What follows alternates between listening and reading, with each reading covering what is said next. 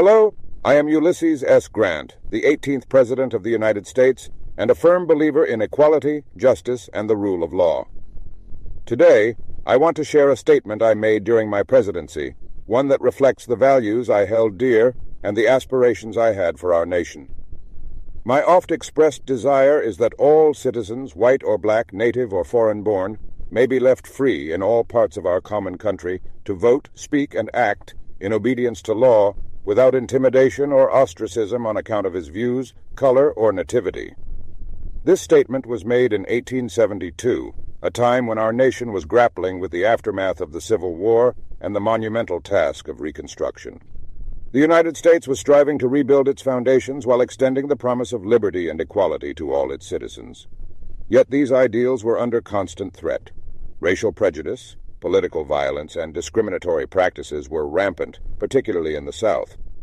My words were a direct call for unity and fairness, a plea for a society where every individual, regardless of their background, could exercise their rights freely and without fear.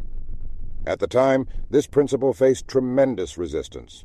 The 15th Amendment, which guaranteed voting rights regardless of race, was being undermined by tactics such as intimidation, poll taxes, and literacy tests aimed at suppressing the rights of newly freed African Americans.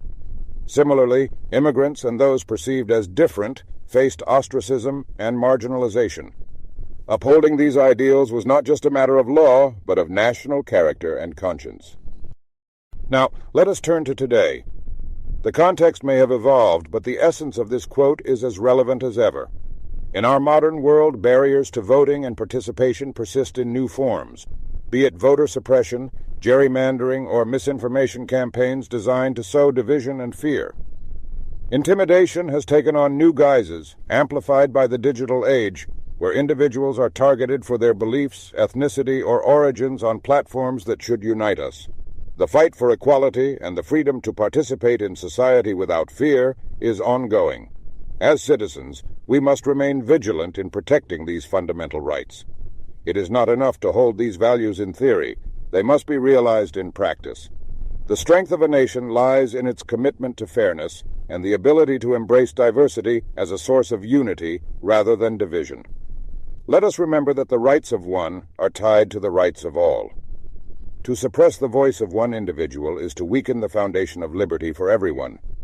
As I once said, obedience to law must coexist with freedom to act and speak without fear of intimidation or exclusion. For more on the current information war we are all experiencing today and how it shapes these principles of equality and justice, follow information-warfare.com. Together, we can ensure that the ideals of freedom and fairness endure for generations to come. Thank you.